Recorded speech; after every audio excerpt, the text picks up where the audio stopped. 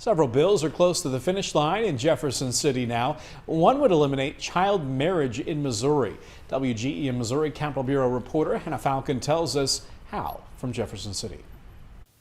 In a nearly unanimous vote, the Missouri Senate passed a bill that would get rid of that loophole that lets 16 and 17-year-olds get married in Missouri with parental consent. Now it just needs approval from the House to go to the governor's desk.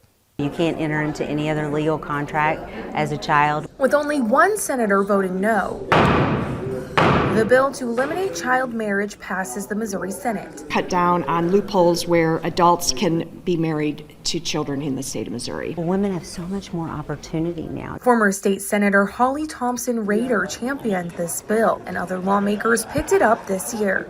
Rader experienced child marriage firsthand.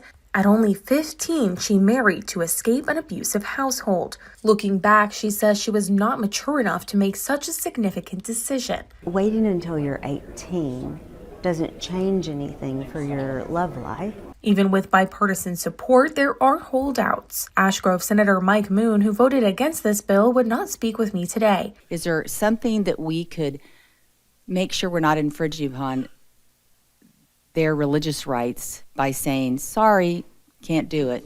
In the House, some lawmakers expressed concerns that raising the legal marriage age would infringe on the religious rights of groups that encourage people to court and marry young. I do want to respect some of the concerns that were raised in the committee, but that's a bill that you'll see moving forward, and I am in full support of that. The bill heads to the House now, where leadership has given it cautious support.